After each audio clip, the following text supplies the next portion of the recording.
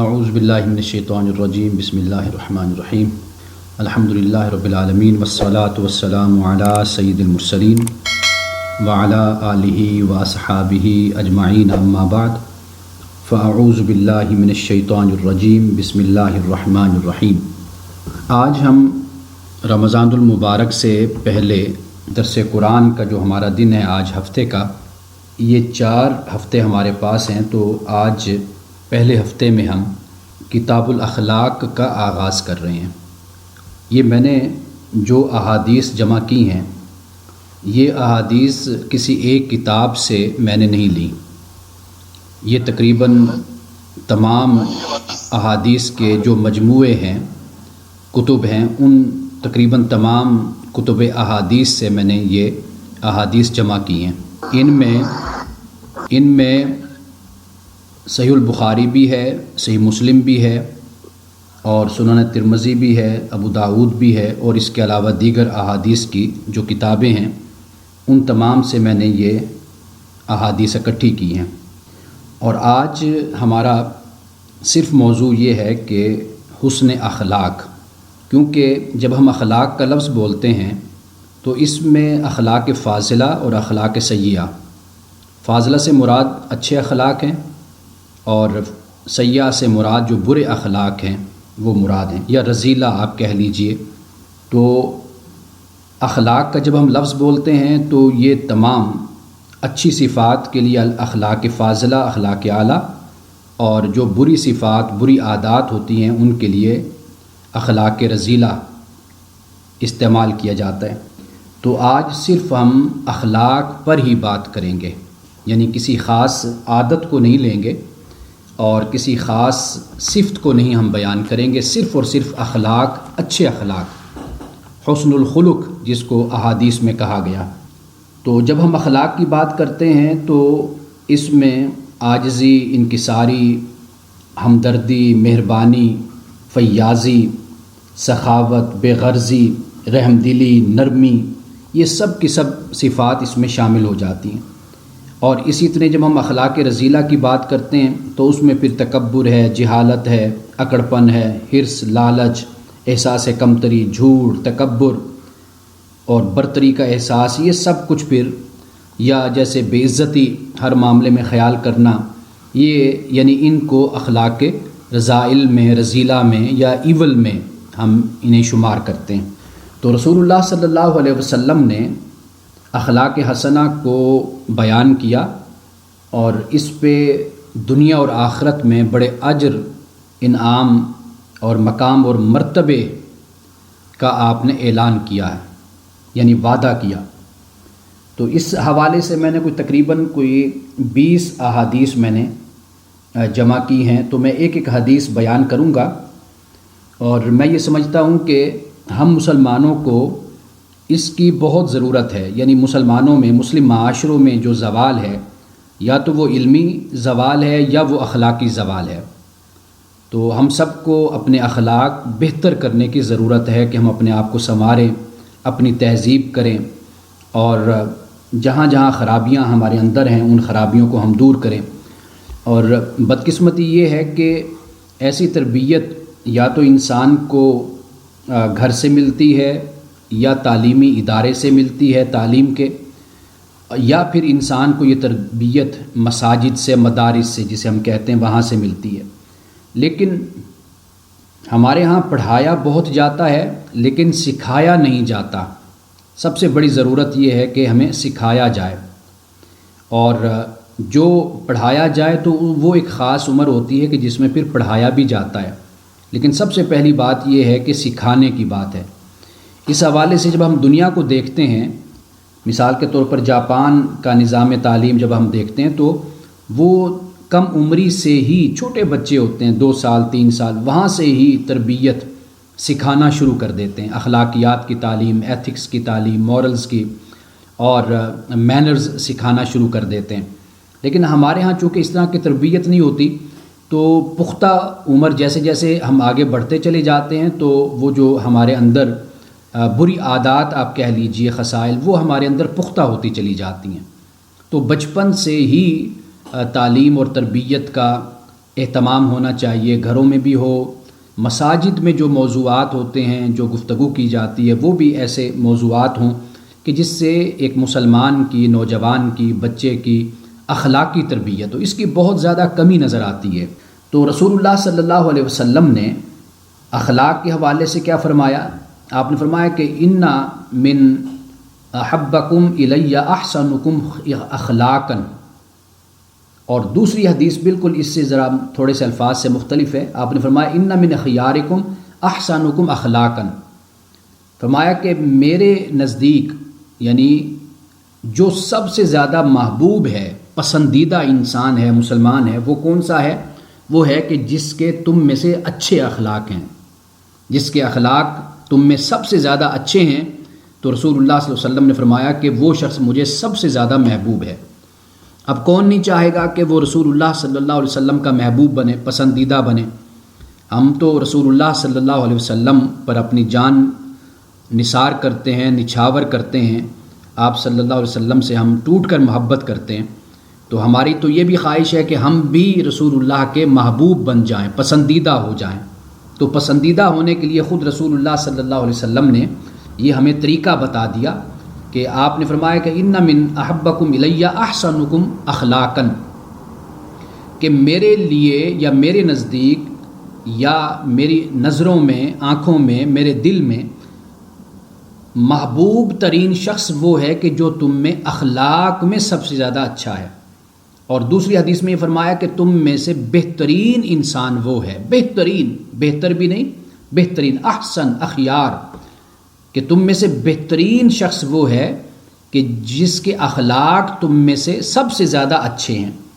تو اب اصل مقابلہ تو امتی کا، مسلمان کا اس میں ہونا چاہیے کہ رسول اللہ صلی اللہ علیہ وسلم کی قربت پانے کے لیے اور آپ کا محبوب بننے کے لیے مقابلہ ہو، مسابقت ہو، کمپٹیشن ہو کہ میں رسول اللہ کے زیادہ قریب ہو جاؤں، میں رسول اللہ کا محبوب بن جاؤں، میں رسول اللہ کا پسندیدہ بن جاؤں۔ تو مقابلہ پھر کس میں ہونا چاہیے؟ دو مسلمانوں میں، وہ اخلاق میں مقابلہ ہونا چاہیے۔ حضرت اسامہ بن شریک بیان کرتے ہیں، کہتے ہیں قالوا یا رسول اللہ صلی اللہ علیہ وسلم، لوگوں نے پوچھا، صحابہ نے، کہ اللہ کے رسول، ما خیر ما اعطی الانسان، کہ جو چیز انسان کو عطا کی جاتی ہے اس میں سب سے بہترین چیز کیا ہے؟ یہ جو خیر ہے یہ اخیر کے معنی میں بولا جاتا ہے، تو سب سے بہترین چیز جو انسان کو دی جاتی ہے وہ کیا ہے؟ تو رسول اللہ نے فرمایا قال الخلق الحسن، اچھا اخلاق۔ یہ بہترین اللہ کی طرف سے دی ہوئی نعمت ہے، یا اس دنیا میں بہترین چیز یہ ہے، اچھا اخلاق۔ حضرت عائشہ صدیقہ رضی اللہ تعالی عنہا روایت کرتی ہیں، کہتی ہیں کہ عن رسول اللہ صلی اللہ علیہ وسلم قال، رسول اللہ صلی اللہ علیہ وسلم نے فرمایا ان المؤمن لَيُدْرِكُ بِحُسْنِ خُلُقِهِ دَرَجَةَ قَائِمِ اللَّيْلِ وَصَائِمِ النَّهَارِ، کہ مومن اپنے اچھے اخلاق کے ذریعے سے رات کو جاگنے والا یعنی عبادت کرنے والا اور دن کو روزہ رکھنے والے کا درجہ پا لیتا ہے، پا لے گا، یقیناً پا لے گا اپنے اچھے اخلاق سے۔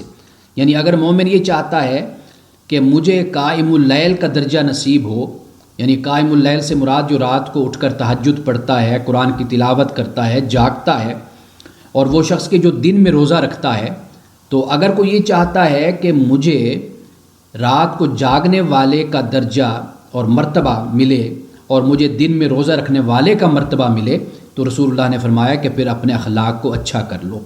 جو اچھے اخلاق کا مالک ہے وہ ان درجوں کو پا لیتا ہے۔ حضرت ابو ذر غفاری آپ فرماتے ہیں کہ جب رسول اللہ صلی اللہ علیہ وسلم کی بعثت مجھے پہنچی، یعنی آپ علیہ السلام کے حوالے سے مجھے معلوم ہوا کہ آپ نے نبوت کا اعلان کیا ہے، تو میں نے اپنے بھائی کو معلوم کرنے کے لیے بھیجا اور کہا کہ جا کر ذرا سنو کہ محمد صلی اللہ علیہ وسلم کیا کہتے ہیں کہ آپ نے نبوت کا اعلان کیا ہے۔ تو کہتے ہیں کہ بھائی میرا واپس آیا تو اس نے مجھے بتایا رأیتہ یأمر بمکارم الاخلاق، کہ میں نے دیکھا ہے اسے، یعنی رسول اللہ کو میں نے دیکھا ہے کیا کرتے ہوئے؟ اچھے اخلاق کی تعلیم دیتے ہوئے، اچھے اخلاق کا حکم دیتے ہوئے۔ اب صحابہ نے رسول اللہ صلی اللہ علیہ وسلم کے اخلاق کو بیان کیا اور اس کی جز جز کو بیان کیا، یعنی آپ کی تواضع کو، آپ کی سخاوت کو، آپ کی بہادری کو۔ اب دیکھیے الفاظ کیا ہیں صحابہ کے، کہتے ہیں کان النبی صلی اللہ علیہ وسلم احسن الناس و اجود الناس و اشجع الناس، کہ رسول اللہ صلی اللہ علیہ وسلم لوگوں میں سب سے اچھے اخلاق کے مالک تھے، اور لوگوں میں سب سے زیادہ سخی تھے، اور لوگوں میں سب سے زیادہ آپ بہادر تھے، جرت مند تھے۔ یہ صحابہ بیان کرتے ہیں۔ اور دوسری روایت میں کیا ہے کہ لم یکن رسول اللہ صلی اللہ علیہ وسلم فاحشا ولا متفاحشا وَإِنَّهُ كَانَ يَقُولُ إِنَّ خِيَارَكُمْ أَحَاسِنُكُمْ أَخْلَاقًا، ایک اور روایت میں ہے کہ إِنَّ مِنْ أَخْيَارِكُمْ أَحْسَنُكُمْ خُلُقًا، کہ رسول اللہ صلی اللہ علیہ وسلم نہ تو فحش گو تھے، یعنی بد زبان نہیں تھے، بدگو نہیں تھے، ولا متفاحشن، اور بد زبان بھی نہیں تھے، بد کلامی بھی نہیں کرتے تھے، اور بلکہ آپ تو یہ کہا کرتے تھے کہ تم میں سے بہترین انسان وہ ہے کہ جو تم میں سے اخلاق میں سب سے زیادہ اچھا ہے۔ اور ایک اور روایت میں جو الفاظ آتے ہیں وہ یہ ہے کہ ان من اخیارکم احسنکم خلقا، کہ آپ نے فرمایا کہ تم میں سب سے زیادہ بہترین اور اچھا انسان وہ ہے کہ جس کے اخلاق تم میں سب سے زیادہ اچھے ہیں۔ اور اسی طرح ایک صحابی بیان کرتے ہیں کہ رسول اللہ صلی اللہ علیہ وسلم نے فرمایا، یہ حدیث بڑی توجہ طلب ہے، فرمایا کہ انا زعیم ببیت فی ربد الجنۃ لمن ترک المراء وان کان محقا، کہ رسول اللہ نے فرمایا کہ میں زعیم ہوں۔ زعیم کا مطلب ضامن بھی ہوتا ہے، اور اس کا مطلب کفیل بھی ہوتا ہے، کفالت کرنے والا اور ضمانت دینے والا۔ فرمایا کہ میں اس شخص کے لیے جنت کے اطراف میں، آس پاس میں اس کے گھر کا ضامن ہوں، یعنی اس کو وہاں پر گھر ملے گا، میں اس کو گھر دلاؤں گا۔ لمن ترک المراء وان کان محقا، کہ وہ شخص کے جو جھگڑا چھوڑ دیتا ہے اگرچہ وہ سچا ہے، سچا ہونے کے باوجود بھی جھگڑے کو طول نہیں دیتا، تو میں نہیں کرتا، تو فرمایا کہ میں اس کو جنت کے اطراف میں، جنت کے اطراف میں گھر ہونا بھی یہ بھی بڑی بات ہے۔ فرمایا وَبِبَيْتٍ فِي وَسَطِ الْجَنَّةِ لِمَنْ تَرَكَ الْكَذِبَ وَإِنْ كَانَ مَازِحًا، کہ رسول اللہ نے فرمایا کہ میں ضامن ہوں اس شخص کے لیے گھر کا، کہاں پر؟ فی وسط الجنتی، جنت کے درمیان میں، بالکل وسط میں جنت میں اس کو گھر دلاؤں گا۔ کس شخص کو؟ کہ جو مذاق میں بھی جھوٹ نہیں بولتا، کیونکہ مذاق میں بھی لوگ جھوٹ بولتے ہیں نا، اپریل فول مناتے ہیں، تو یہ مذاق کر رہے ہوتے ہیں، اگلے کی جان چلی جاتی ہے۔ اور آگے فرمایا کہ وَبِبَيْتٍ فِي أَعْلَى الْجَنَّةِ، کہ میں ضامن ہوں اعلیٰ جنت میں گھر دلانے کا۔ اعلیٰ جنت یعنی کہ جو جنت کا بالا خانہ ہے، وہاں پر میں ضامن ہوں کہ میں اس شخص کو جنت دلاؤں گا، اعلیٰ جنت دلاؤں گا، لمن حسن خلقہ، کہ جس نے اپنے اخلاق کو اچھا کر لیا، لمن حسن خلقہ۔ اب یہ جو حسنہ ہے نا، اس میں تشدید پائی جاتی ہے، زور پایا جاتا ہے، صرف حسنہ نہیں کہا، حسنہ کہا، یعنی جو اپنے اخلاق کو بہت ہی اچھا کر لیتا ہے تو میں اسے اعلیٰ جنت، بالا جنت میں اونچی جنت میں اس کو گھر دلاؤں گا۔ یعنی فرمایا انا زعیم، میں ضامن ہوں، میں کفیل ہوں، میں ذمہ دار ہوں کہ یہ 3 کام جو کرے گا، ان میں سے کوئی کام بھی کر لے گا تو اس کو اسی حساب سے جنت میں درجہ ملے گا۔ رابد الجنہ، جنت کے اطراف میں، یہ کس کو ملے گا؟ کہ جو جھگڑا کرنا چھوڑ دیتا ہے اگرچہ وہ سچا ہوتا ہے، لیکن جھگڑا نہیں کرتا، جھگڑے کو طول نہیں دیتا۔ اور جنت کے وسط میں اس کو گھر دلاؤں گا کہ جو مذاق میں جھوٹ نہیں بولتا، اور فرمایا اسے اعلیٰ جنت میں گھر دلاؤں گا کہ جو اپنے اخلاق کو بہترین اچھے طریقے سے، خوبصورت طریقے سے سنوار لیتا ہے۔ حضرت ابو درداء سے یہ روایت ہے، فرمایا ما شیء اثقل فی میزان المؤمن یوم القیامہ من خلق حسن فإن اللہ تعالی لیبغض الفاحش البذیء۔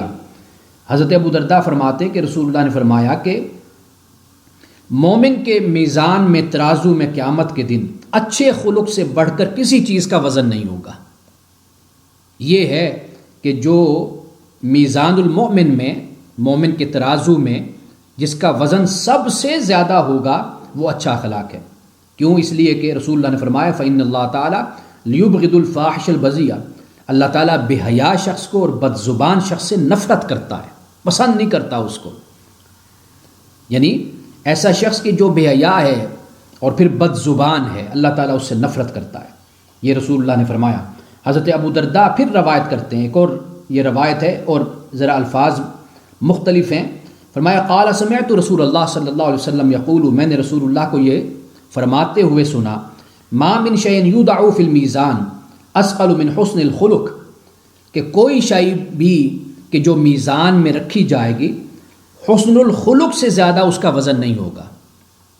یعنی میزان میں ترازو میں وزن کیا جائے گا، تولا جائے گا، نمازیں بھی ہوں گی، روزے بھی ہوں گے، زکوٰۃ، حج، انسان کے اچھے اخلاق، انسان کی تواضع، انسان کا عجز و انکساری، بہت کچھ ہے اچھے اخلاق.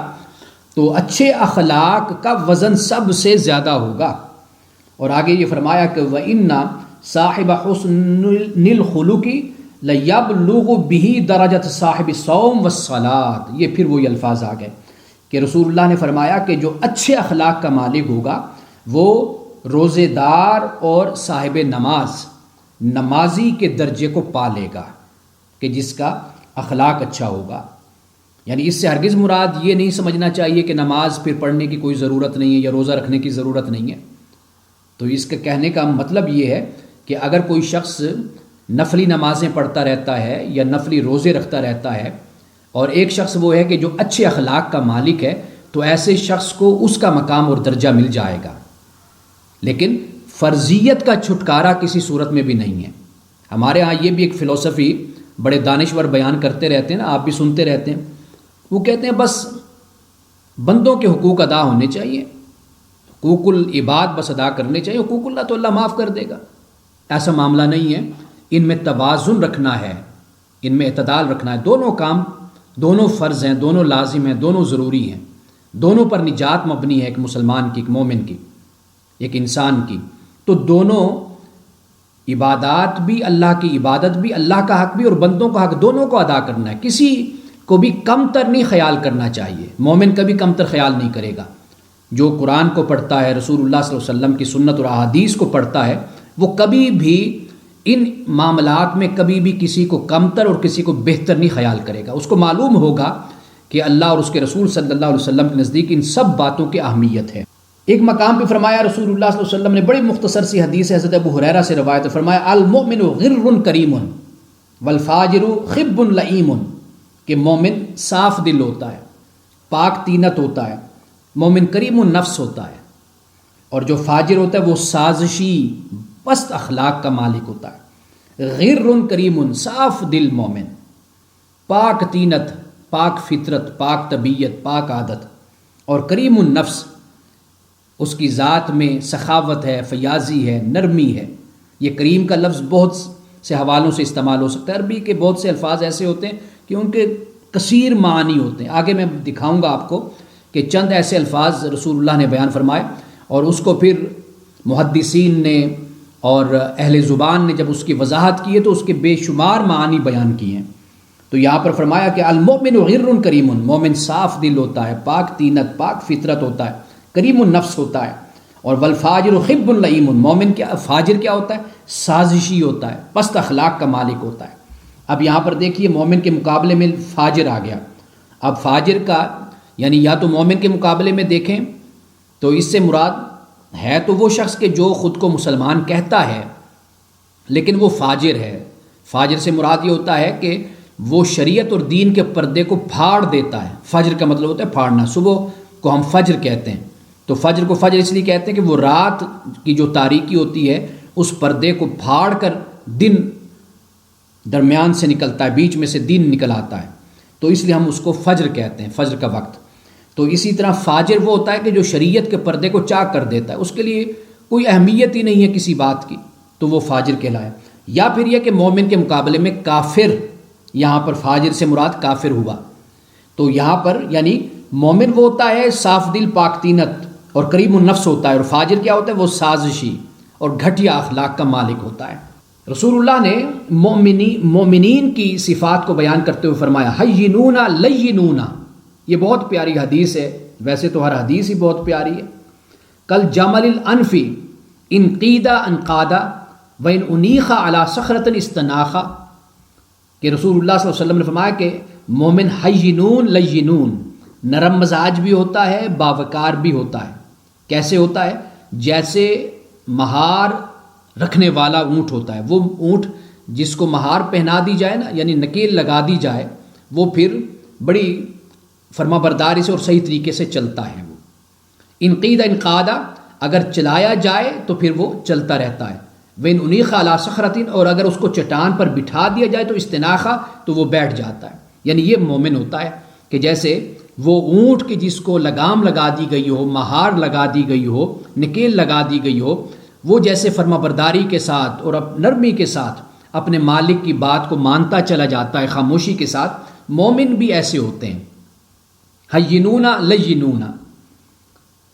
اور اس کے بعد رسول اللہ صلی اللہ علیہ وسلم نے فرمایا، یہ حضرت ابو ہریرہ سے روایت ہے، فرماتے ہیں کہ رسول اللہ صلی اللہ علیہ وسلم سے پوچھا گیا، سئل رسول اللہ صلی اللہ علیہ وسلم عن اکثر ما يدخل الناس الجنت، کہ یا رسول اللہ صلی اللہ علیہ وسلم کہ زیادہ کون سے ایسے اعمال ہیں کہ جو لوگوں کو جنت میں لے جائیں گے، کون سے ایسے کام ہیں، کون سے ایسی چیزیں ہیں، کون سا ایسا طریقہ ہے کہ جو لوگوں کو جنت میں داخل کر دے، لوگوں کو جنت میں لے جائے؟ فرمایا تقوی اللہ وحسن الخلق، اللہ کا تقوی، اپنے اجتماعی معاشرتی سماجی معاملات میں اللہ کا ڈر، اور وحسن الخلق، اور اچھا اخلاق۔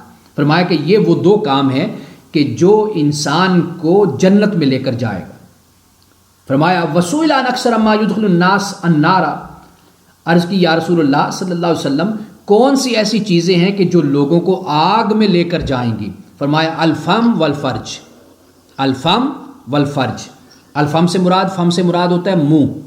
فرمایا ایک تو منہ انسان کا، یہ انسان کو جہنم میں لے کر جانے کا باعث بنے گا، اور فرمایا والفرج، اور شرمگاہ۔ فرمایا کہ یہ دو وہ چیزیں ہیں جو انسان کو لوگوں کو جہنم میں لے کر جائیں گی، اور دو چیزیں ہیں تقوی اللہ، اللہ کا تقوی، و حسن الخلق، اور اچھا اخلاق، یہ جنت میں لے کر جائیں گے۔ ایک حدیث میں یہ بھی فرمایا کہ اگر تم مجھے دو چیزوں کی ضمانت دے دو میں تمہیں جنت کی ضمانت دیتا ہوں۔ اس میں پہلی بات یہ فرمائی کہ جو تمہارے دو جبڑوں کے درمیان ہے، یعنی زبان۔ دوسری فرمایا کہ جو تمہاری دو ٹانگوں کے درمیان ہے، اگر تم ان دو چیزوں کی مجھے ضمانت دے دو کہ تم انہیں اللہ کے حکم کے پابند رکھو گے تو میں تم سے جنت کا وعدہ کرتا ہوں، ضمانت دیتا ہوں۔ یہ حدیث میں الفاظ ہیں، ضمانت دیتا ہوں۔ تو یہاں پر بھی رسول اللہ نے یہ فرمایا الفم والفرج، کہ ایک منہ اور ایک شرمگاہ۔ فرمایا کہ اس کی وجہ سے لوگ آگ میں جائیں گے۔ اب منہ کیا ہے؟ منہ سے ہی بدخلقی ہے، بد اخلاقی ہے، یہ سب کچھ منہ کا کام ہے۔ تو رسول اللہ نے یہاں پر اس بات کو بیان کیا، اور جنت میں جانے کے لیے بھی دو باتیں بیان کر دی، اللہ کا تقوی اور اچھا اخلاق۔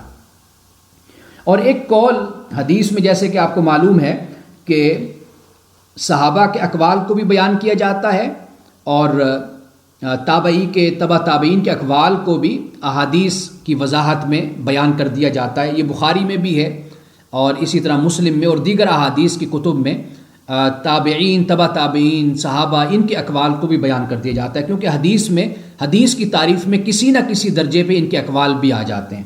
حضرت عبداللہ ابن مبارک سے جب پوچھا گیا کہ انہو واصف حسن الخلق، کہ حضرت عبداللہ ابن مبارک نے اچھے اخلاق کی تعریف جو کی، اب دیکھیے تین باتوں کو حضرت عبداللہ ابن مبارک نے بیان کیا کہ یہ اچھے اخلاق ہیں۔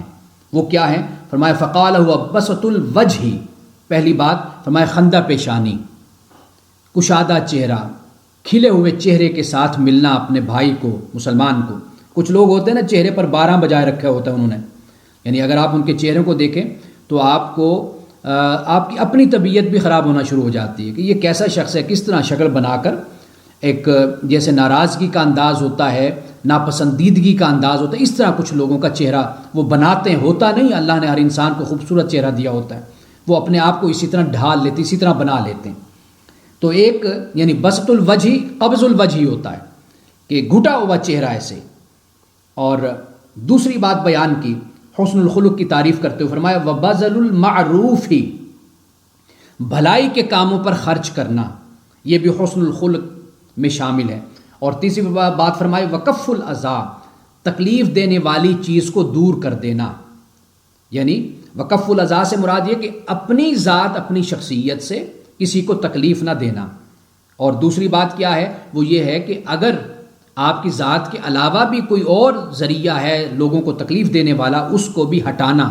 جیسے مثال کے طور پر آپ راستے سے گزر رہے ہیں تو وہاں پر پتھر پڑا ہوا ہے، آپ اس پتھر کو اٹھا کے ایک طرف کر دیتے ہیں، یہ سوچ کر کے کوئی نابینا گزر سکتا ہے، کوئی بزرگ خاتون، کوئی بزرگ شخص گزر سکتا ہے، اس کو ٹھوکر لگ سکتی ہے، آپ پتھر کو اٹھا کے ایک طرف کر دیتے، تو یہ وقف الاذی، یہ تکلیف دینے والی چیزوں کو دور کر دینے میں شامل ہے. تو یہاں پر حضرت عبداللہ ابن مبارک نے 3 باتوں کو حسن خلق میں بیان کیا. بسط الوجہ، کشادگی، چہرے پر خوشی، چہرے پر کشادگی ہو، چہرے پر بشاشت ہو، چہرے پر دوسرے کو ایک ویلکمنگ انداز ہو کہ دوسرا ایسا محسوس کرے کہ جیسے آپ کے آنے پر اس کو خوشی ہوئی ہے کہ میں آیا ہوں تو یہ خوش ہوا ہے. اور اسی طرح بھلائی کے کاموں پر خرچ کرنا اور تکلیف دینے سے خود کو روکنا، بچانا. یہ 3 باتیں حضرت عبداللہ ابن مبارک نے بیان کی. اور یہ بات بھی یاد رکھیے کہ صحابہ جب بیان فرماتے ہیں، صحابہ کا کوئی قول ہے یا تابعی کا یا تبع تابعی کا، تو وہ قول بھی گویا کہ قرآن کی کسی بات کی ایک وضاحت ہوتی ہے، وہ دائرہ اسلام کے اندر، دائرہ تعلیم اسلام کے اندر رہتے ہوئے وہ ارشاد ہوتا ہے.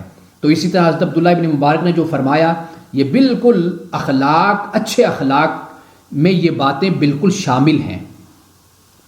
اب رسول اللہ صلی اللہ علیہ وسلم نے فرمایا، قال رسول اللہ صلی اللہ علیہ وسلم لا يدخل الجنت الجواز والجعزری، کہ رسول اللہ صلی اللہ علیہ وسلم نے فرمایا کہ جواز اور جعزری یہ جنت میں داخل نہیں ہوں گے. اب یہ جواز اور جعزری کیا ہے؟ اب دیکھیے، جو میں پہلے بات کہہ رہا تھا کہ کئی الفاظ عربی زبان میں ایسے ہوتے ہیں کہ اس میں ایک لفظ بولا جا رہا ہے، یعنی کوزے میں دریا کو بند کر دیا گیا ہے. رسول اللہ نے صرف 2 الفاظ استعمال فرمائے، جواز اور جعزری. جواز کون ہوتا ہے؟ مال جوڑنے والا، خرچ نہ کرنے والا اور بڑے پیٹ والا. وہ بڑا پیٹ کیوں ہو جاتا ہے؟ یعنی سستی، کاہلی، نکما پن، اپنے آپ کو فٹ نہیں رکھنا. یہ ایک روایت بیان کی جاتی ہے نا، اکثر طور پہ آپ نے سنی ہوگی، المومن القوی خیر من المومن الضعیف، کہ طاقتور، قوت والا مومن، قوی مومن بہتر ہے کمزور مومن سے. تو اپنی صحت کا خیال رکھنا چاہیے، اپنے آپ کو وقت دینا چاہیے. تو رسول اللہ نے فرمایا یہ بڑے پیٹ والا، تکبر سے چلنے والا، اجڑ، بہت کھانے والا، سخت دل، بد خلق. تو رسول اللہ نے فرمایا کہ یہ جو جواز ہے یہ جنت میں داخل نہیں ہوگا. اور جعزری کیا ہے؟ اب یہ بھی متکبر شخص اور ڈینگے مارنے والا، ایسے ہی اپنے پاس ہے کچھ نہیں بس لیکن لمبی لمبی چھوڑنا، فریبی شخص، فریب کرنے والا، بےہودہ شخص، چلانے والا بازاروں میں. رسول اللہ صلی اللہ علیہ وسلم کی جو تعریف بیان کی گئی، اوصاف بیان کیے گئے، میں نے ایک درس میں بیان کیا تھا کہ الہامی کتب میں رسول اللہ صلی اللہ علیہ وسلم کے جو اوصاف بیان ہوئے ان میں ایک وصف یہ بھی ہے کہ یہ وہ پیغمبر ہوگا کہ جو بازاروں میں چلانے والا نہیں ہوگا، بازاروں میں، مارکیٹ میں اونچی اونچی آوازوں سے بولنے والا نہیں ہوگا. یہ آپ کی صفت بیان کی گئی الہامی کتب میں. اب دیکھیے کہ جعزری کے بارے میں کہا کہ یہ سرکش، یہ شخص رسول اللہ نے فرمایا، ان 2 افراد کے بارے میں کہا جواز اور جعزری، رسول اللہ نے فرمایا کہ یہ جنت میں داخل نہیں ہوں گے. حضرت عائشہ صدیقہ رضی اللہ تعالیٰ عنہ روایت کرتی ہیں کہ آپ کو، حضرت عائشہ کو رسول اللہ نے فرمایا علیکا بالرفق، علیکا بالرفق، کہ اے عائشہ رفق کو لازم پکڑ لے. رفق سے مراد کیا؟ نرمی کو لازم پکڑ لے. ان الرفق لا یکون فی شیء الا زانہ، یہ رفق کیا ہے؟ یہ انسان کی شخصیت کو مزین کر دیتی ہے.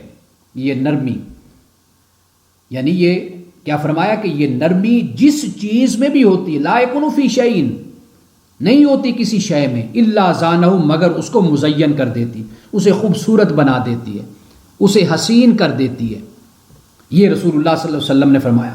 ولا ينزع من شيء الا شانه، اور جس چیز سے یہ لے لی جاتی ہے نرمی، تو فرمایا کہ اس کو یہ بدنما اور عیب دار کر دیتی ہے. اللہ اکبر، کہ نرمی کو اختیار کرو، اپنی طبیعت کے اندر سوز گداز کو پیدا کرو، اپنے اندر رحم دلی کو پیدا کرو. علیک بالرفق، اپنے اوپر، علیک جب عربی زبان میں بولتے ہیں تو اس کا مطلب ہوتا ہے لازم کر لے اپنے اوپر کس کو؟ رفق کو، نرمی کو، کہ یہ نرمی جس چیز میں بھی ہوتی ہے اس کو خوبصورت بنا دیتی ہے، آراستہ کر دیتی ہے، اور جس چیز سے اس کو نکال دیا جاتا ہے یہ اس چیز کو عیب دار کر دیتی ہے، بدنما اس کو کر دیتی ہے۔ اور اسی طرح حدیث کے الفاظ ہیں ان اللہ رفیق یحب الرفق، کہ بے شک اللہ تعالیٰ نرم ہے، نرمی کو پسند کرتا ہے۔ وَيُعْطِي عَلَى الرِّفْقِ، اور اللہ سبحانہ و تعالیٰ نرمی پر عطا کرتا ہے۔ مَا لَمْ يُعْطِ عَلَى الْعُنْفِ، اور اللہ تعالیٰ عنف پر عطا کچھ نہیں کرتا۔ عنف سے مراد ہے سخت مزاجی، سختی طبیعت کے اندر، اور کساوت جیسے ہوتی، کساوت قلبی، کہ کچھ لوگوں کا دل ہی نرم نہیں ہوتا، انہیں کچھ بھی دکھا دو، کسی کا حال، کسی کی بدحالی، کسی کی تنگ دستی، کسی کا رونا، کسی کا چلانا، کسی کی گریہ وزاری، کچھ بھی ان پر اثر کچھ نہیں کرتا۔ تو فرمایا ما لم یعطی علی العنف، سختی پر اللہ تعالیٰ نہیں کرتا، وما لا یعطی علی ما سواہ، اور جو اللہ تعالیٰ اس نرمی پر عطا کرتا ہے اس کے علاوہ کوئی چیز ایسی نہیں کہ جس پر اللہ عطا کرے۔ یعنی اللہ سبحانہ و تعالیٰ انسان کو نرمی پر عطا کرتا ہے۔ اور اسی طرح پھر وہی ایک اور حدیث ہے لیکن الفاظ مختلف ہیں، علیک بالرفق، حضرت عائشہ سے فرمایا کہ نرمی کو اپنے اوپر لازم کر لے، وَإِيَّاكَ وَالْعُنْفَ، اور اپنے آپ کو بچا سختی سے، سخت مزاجی سے، وَالْفُحْشَ، اور فحش سے، بد زبانی سے، بد کلامی سے اپنے آپ کو بچا۔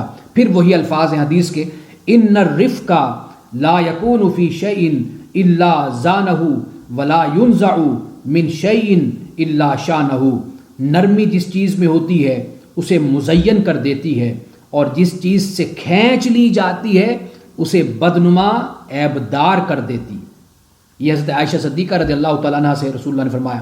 یہ غالباً اس مقام پر، اس موقع پر رسول اللہ نے فرمایا کہ جب یہودی آپ کے پاس آئے اور انہوں نے کہا نعوذ باللہ السام علیکہ، سام کا مطلب ہوتا ہے ہلاکت، بربادی، یعنی سلام بولنے کے بجائے سام بولے۔ حضرت عائشہ صدیقہ رضی اللہ تعالیٰ عنہ موجود تھی، تو اس وقت آپ غصے میں آ گئی۔ تو یہ غصہ فطری تھا نا کہ رسول اللہ صلی اللہ علیہ وسلم موجود ہیں، آپ تشریف رکھتے ہیں، اور آپ کی ذات اقدس پر اتنی بڑی بات کہی جا رہی ہے، تو آپ جب جلال میں آئیں، غصے میں آئیں، تو آپ نے کہا بھئی جو تم نے کہا یہ تم پر واپس جائے، اور پھر ایک دو الفاظ کا اضافہ بھی ساتھ کر دیا۔ تو رسول اللہ نے اس مقام پر فرمایا کہ رفق، ان اللہ رفیق یحب الرفق، بے شک اللہ تعالیٰ رفیق ہے، نرم ہے، اور نرمی کو پسند کرتا ہے۔ آپ یہ دیکھیے کہ رسول اللہ صلی اللہ علیہ وسلم کس طرح تربیت فرمایا کرتے تھے صحابہ کی۔ ایک بڑی مشہور حدیث ہے، بخاری میں بھی اس کو بیان کیا گیا، کہ جب رسول اللہ صلی اللہ علیہ وسلم کو نعوذ باللہ کفار و مشرکین نے مزمم کہا، آپ کا نام محمد ہے اور آپ کو انہوں نے مزمم کہا، مزمم یعنی بد تعریف کیا ہوا، مذمت کیا ہوا، اور محمد کا مطلب تعریف کیا ہوا۔ جب کفار و مشرکین نے یہ الفاظ بولے، اب دیکھیے کہ رسول اللہ صلی اللہ علیہ وسلم نے کس طرح صحابہ کی توجہ کو دوسری طرف کر دیا، اور جسے ہم کہتے ہیں نا کہ بم کو ڈیفیوز کر دیا، پھٹنے نہیں دیا۔ ورنہ صورتحال ایسی ہوتی کہ مکۃ المکرمہ میں کفار و مشرکین جنہوں نے رسول اللہ صلی اللہ علیہ وسلم کی شان میں گستاخی کی، مذمم کہا، آپ صحابہ کو کس طریقے سے آپ نے ان کی تربیت کی، ورنہ کیا ہوتا، مسلمان اسی کنفرنٹیشن میں، اسی لڑائی میں مصروف ہو جاتے، اور اس سے اسلام کو نقصان پہنچتا۔ آپ نے کیا فرمایا؟ آپ نے فرمایا کہ اے میرے صحابہ، کیا تمہیں تعجب نہیں ہوتا، کیا تمہیں تعجب نہیں ہوتا کہ یہ جسے برا کہہ رہے ہیں وہ تو مذمم ہے، میں تو محمد ہوں، اللہ نے میرا نام محمد، یعنی میرا نام محمد ہے، اور یہ جس کی بد تعریفی کر رہے ہیں، جس کی مذمت کر رہے ہیں، جس کو گالی گلوچ کر رہے ہیں، برا بھلا کہہ رہے ہیں، وہ تو مذمم ہے، لیکن میں تو محمد ہوں، دیکھو اللہ نے مجھے کیسے بچا لیا ان کی بد تعریفی سے اور ان کی مذمت سے۔ یہ اصل یہ کردار ہوتا ہے ایک مبلغ کا، ایک داعی کا، اور ایک اس سیرت پر، سیرت رسول صلی اللہ علیہ وسلم پر ہمیں چلنے کی ضرورت ہے کہ کس طریقے سے رسول اللہ نے اپنے صحابہ کی تربیت فرمائی تھی۔ اب یہاں پر حضرت عائشہ صدیقہ رضی اللہ تعالیٰ عنہا سے رسول اللہ نے دیکھیے کس طرح تربیت فرمائی، یعنی یہ تو ایک موقع ہو گیا نا۔ خدا نہ خواستہ آپ اگر ایک مثال کے طور پر، یعنی جسے ہم قریب فہم کہتے ہیں، ایک فہم، ایک یعنی سمجھ کے لیے میں ایک بات کر رہا ہوں کہ جیسے ایک بچہ ہوتا ہے، اگر آپ اس کو ایک عادت سے نہیں روکتے، ایک بات سے نہیں روکتے، وہی اس کی صفت بنتی چلی جائے گی اس کی ذات میں، اور پھر اپنی اسی وصف اور اسی صفت کے مطابق وہ آگے بیہیو بھی کرے گا اور اس کا سلوک اور اس کا کردار بالکل اس کے مطابق ہوتا چلا جائے گا۔ اگر آپ اسی موقع پر تربیت کر دیں گے، سمجھا دیں گے، اس سے کیا ہو جائے گا؟ اس سے ایک رکاوٹ آ جائے گی، اسے یہ پتہ چل جائے گا کہ چلے کسی خاص موقع پر تو یہ بات ہو گئی، لیکن اسے اپنی شخصیت کا، اپنی ذات کا، اپنے اخلاق کا حصہ نہیں بنانا اس بات کو۔ کہ رسول اللہ صلی اللہ علیہ وسلم نے، حضرت عائشہ نے جب یہ فرمایا تو رسول اللہ نے اس موقع پر حضرت عائشہ کو نصیحت کر دی اور یہ بتا دیا کہ نرمی اللہ تعالیٰ کو پسند ہے۔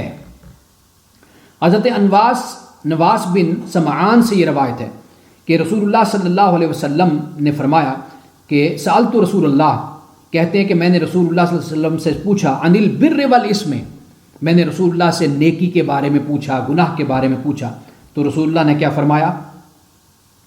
فرمایا کہ البر حسن الخلق، نیکی کیا ہے؟ اچھے اخلاق کا نام نیکی ہے۔ والاسم، اور گناہ کیا ہے؟ ما حاک فی صدرک، گناہ وہ ہے جو تیرے دل میں کھٹکے، وکرہتا ان یطلع علیہ الناس، کہ لوگ اس پر مطلع ہو جائیں تو اسے ناپسند کرے، یہ گناہ ہے۔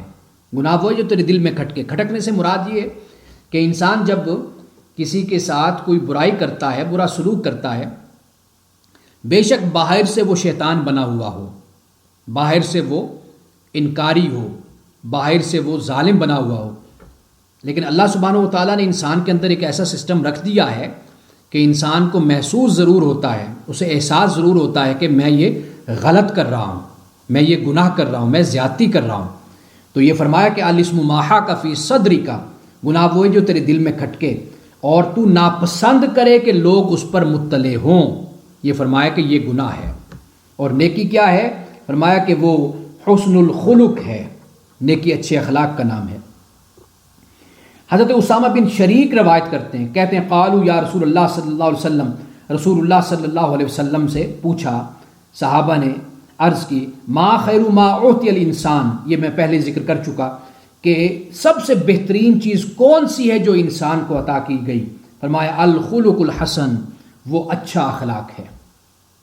اور آج کے ہمارے اس درس کی جو آخری حدیث ہے، حضرت ابو ذر غفاری رضی اللہ تعالی عنہ سے روایت ہے، قال علی رسول اللہ صلی اللہ علیہ وسلم، کہ مجھے رسول اللہ صلی اللہ علیہ وسلم نے فرمایا اتق اللہ حیثما کنت، اللہ کا تقوی اختیار کر جہاں بھی تو ہو، جہاں بھی تو ہو۔ حضرت ابو ذر غفاری رضی اللہ تعالیٰ عنہ نے، مسلم میں یہ بیان ہے کہ آپ نے ایک موقع پر ایسے ہی حضرت بلال رضی اللہ تعالیٰ عنہ کو غالباً کہہ دیا کالی ماں کا بیٹا، یعنی ایک تحقیر کے انداز میں، غصے میں آئے یا کوئی بات ایسی ہوئی تو یہ الفاظ بول دیے۔ رسول اللہ صلی اللہ علیہ وسلم کو اس پہ اتنا جلال آیا اور آپ نے اتنا ناپسند فرمایا، آپ نے کہا کہ ابو ذر یہ جہالت کی باتیں ہیں، زمانہ جاہلیت کی باتیں ہیں، یہ تم نے بات کیوں کہی؟ حضرت ابو ذر غفاری رضی اللہ تعالیٰ عنہ اس بات پر پھر پچھتاتے رہے اور اس پر آپ نے ندامت کا اظہار کیا، یعنی یہ الفاظ رسول اللہ نے اس پر اتنی سختی فرمائی کہ اگر کوئی اپنے بھائی کے ساتھ زیادتی کرتا، یہاں تک کہ غلام کے ساتھ زیادتی کرتا۔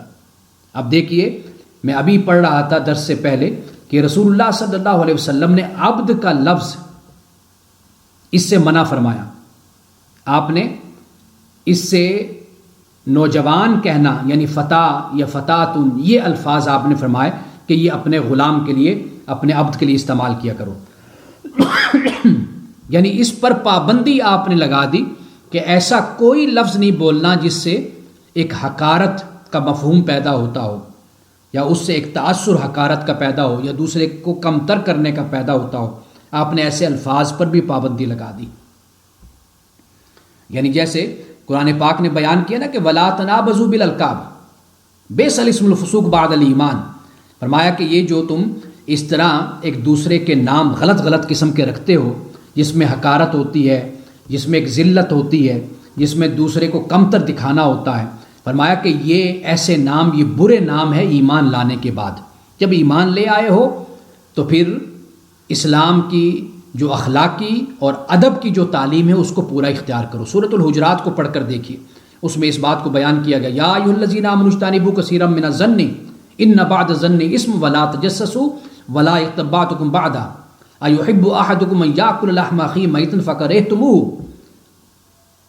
غیبت سے بھی منع کر دیا، برے ظن اور گمان سے بھی منع کر دیا، اور پھر نام رکھنا، غلط قسم کے نام دوسرے کے رکھنا، تو یہ اس سے بھی اللہ تعالیٰ نے اور قرآن نے اس سے تاکیداً اس سے منع کیا کہ یہ حرام ہے، ناجائز ہے، ایسے نام کسی کے مت رکھو. حضرت ابو ذر غفاری فرماتے اتق اللہ حیث ما کنت، اللہ کا تقوی اختیار کرو جہاں بھی تم ہو. اور آگے فرمایا وَأَتْبِعِ السَّيِّئَةَ الْحَسَنَةَ تَمْحُوهَا، فرمایا کہ برائی کے پیچھے نیکی کو بھیجو. یعنی خدا نخواستہ اگر کبھی تم سے غلطی ہو جائے، خطا ہو جائے، گناہ ہو جائے تو پھر فوراً نیکی کرو. یعنی نیکی کس طرح کہ صدقہ کر دو، اللہ تعالیٰ سے توبہ کرو، استغفار کرو. تمحوها، اور وہ جو نیکی ہوگی وہ اس برائی کو مٹا دے گی، اس کا خاتمہ کر دے گی. وَخَالِقِ النَّاسَ بِخُلُقٍ حَسَنٍ، اور لوگوں کے ساتھ اچھے اخلاق سے پیش آتے رہو. حضرت ابو ذر غفاری سے رسول اللہ نے یہ 3 باتیں فرمائی. اللہ کا تقوی اختیار کرو، اور اگر برائی ہو جاتی ہے تو اس کے بعد نیکی کرو. کسی نے سوال کیا کہ جی توبہ کر لی پھر گناہ ہو گیا تو پھر کیا کریں؟ تو سمپل اور سادہ جواب ہے کہ پھر اس کے بعد پھر توبہ کرو، اللہ تعالیٰ سے عہد کرو، وعدہ کرو. اور پھر خدا نخواستہ کوئی غلطی گناہ ہوتا ہے تو پھر اللہ تعالیٰ سے توبہ کرو. ہمیشہ اللہ تعالیٰ سے توبہ کرتے رہو اور معافی مانگتے رہو اللہ تعالیٰ سے. لیکن گناہ کرنے میں وہ پختہ ارادہ نہیں ہونا چاہیے. قرآن پاک نے اسی بات کو جہالت سے منسوب کیا ہے. جہالت ہوتی ہے، کئی بار میں اس بات کو بیان کر چکا کہ انسان کسی خاص کیفیت میں، یعنی غصے کی کیفیت ہوتی ہے، کوئی نفسیاتی کیفیت ہوتی ہے، اس میں منہ سے کچھ نکل جاتا ہے. تو جب انسان اپنی اصلی حالت میں آئے تو پھر اسے چاہیے کہ وہ اللہ سے توبہ کرے، اللہ سے معافی مانگے. تو انسان ہے، اللہ سبحانہ و تعالیٰ ہماری اس حالت سے بخوبی واقف ہے کہ ہم ایک بندے ہیں، اس کے عبد ہیں، ہم مخلوق ہیں، انسان ہیں، اس نے ہمیں تخلیق کیا ہے. ہم کمزور ترین مخلوق ہیں. قرآن پاک نے کہا جلد باز، ہمیں کہا، ہمیں قرآن پاک نے جاہل کہا. جاہل کیوں؟ یعنی جذباتی ہیں ہم، کبھی ایسی کیفیت میں آ جاتے ہیں کہ منہ سے کچھ نکل جاتا ہے. تو لیکن جب ہی احساس پیدا ہو اور ہم نارمل ہوں تو اللہ تعالیٰ سے توبہ کریں، ندامت کا اظہار کریں، استغفار کریں. تو یہاں رسول اللہ صلی اللہ علیہ وسلم نے 3 باتوں کو بیان کر دیا اور آخر میں یہ فرما دیا کہ لوگوں کے ساتھ اچھے اخلاق سے پیش آتے رہو.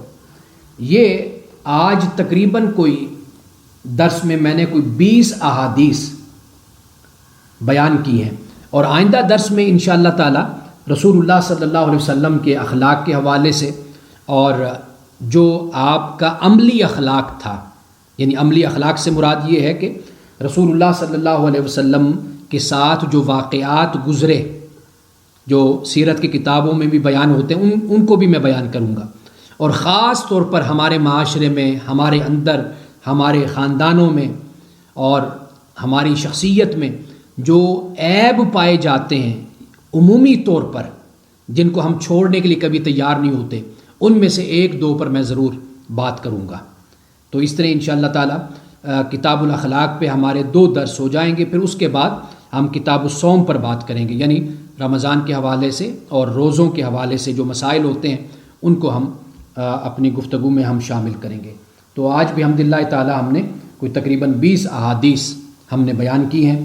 اللہ سبحانہ و تعالی ہمیں بھی توفیق عطا فرمائے کہ ہم اپنے اخلاق کو سنوارے، ایک اچھے مسلمان بنیں، اس لیے کہ اخلاق در حقیقت ہمارا تعارف ہے.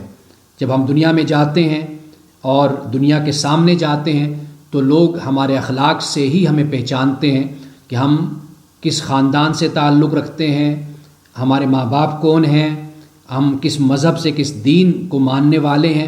وہ ہمارا اخلاق ہی سب کچھ ہمارا تعارف ہوتا ہے.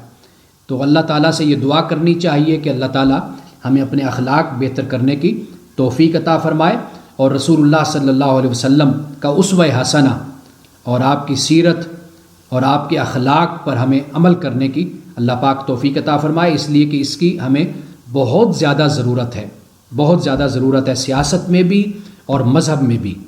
سیاست میں آج ہمیں اخلاقیات نظر نہیں آتی.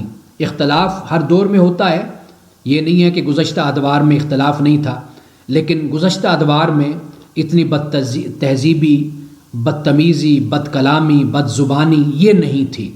اپنے مخالف کی ذات پر کیچڑ اچھالنا اور اس کو تحقیر کے ساتھ بلانا، یہ رویہ پہلے نہیں تھا.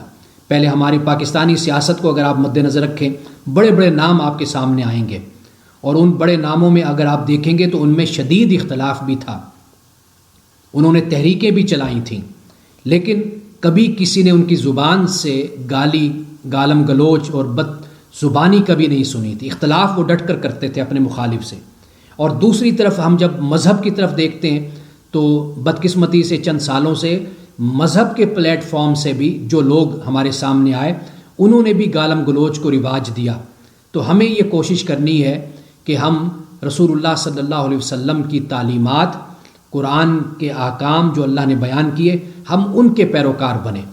اور یہ جو ایک رویہ اور طریقہ ہمارے ہاں اختیار کر لیا گیا کہ ہم ہر بات کو جسٹیفائی کرتے ہیں، توجیہ اس کی بیان کرتے ہیں، یہاں تک کہ اپنی بد کرداری، بد اخلاقی، بد زبانی کو بھی جسٹیفائی کر جاتے ہیں.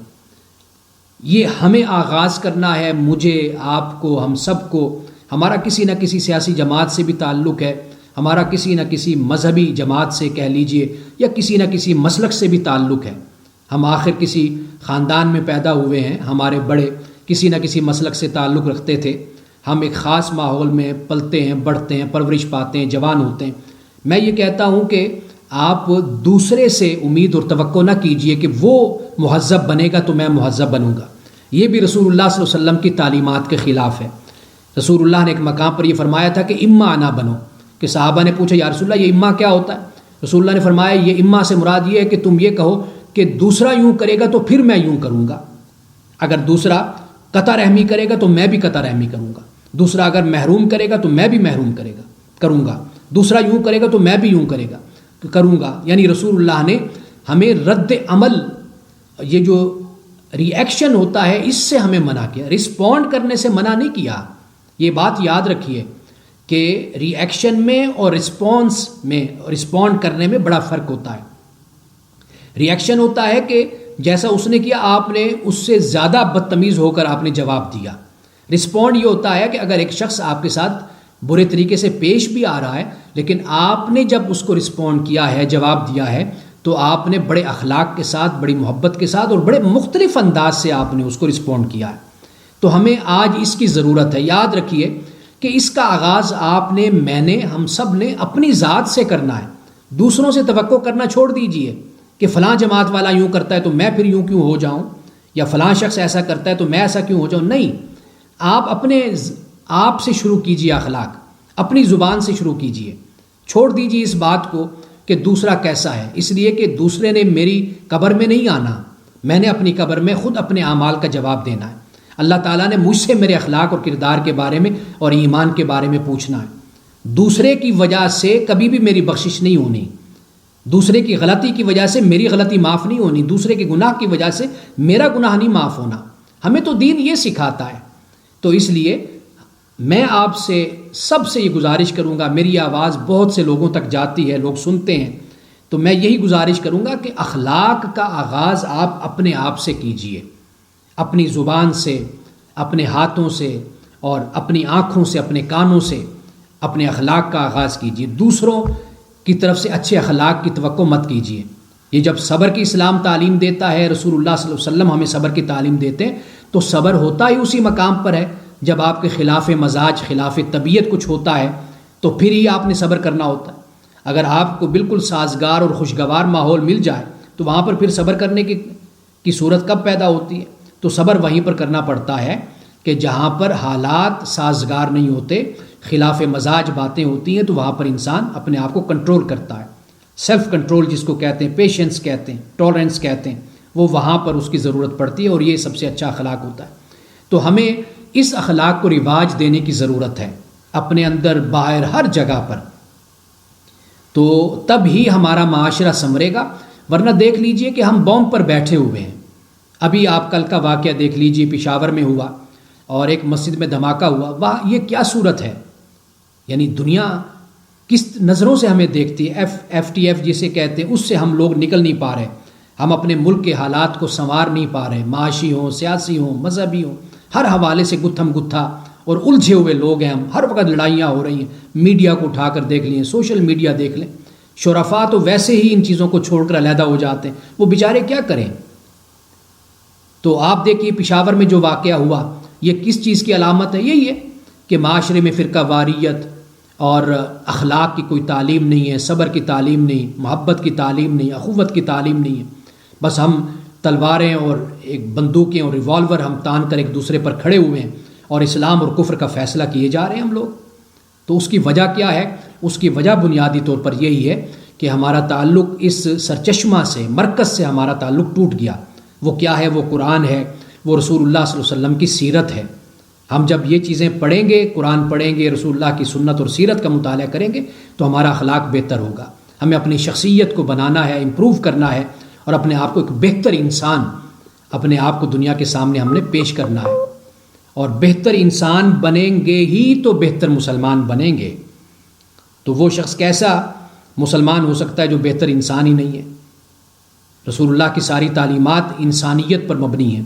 ہم اچھے انسان بنیں اور پھر ہم ایک اچھے مسلمان بھی بن کر دنیا کے سامنے آئیں گے. اللہ پاک ہمیں اپنے اخلاق سنوارنے کی توفیق عطا فرمائے. بارک اللہ لنا ولکم فی القرآن العظیم ونفعنا وإیاکم بالآیات والذکر الحکیم. صدق اللہ العظیم.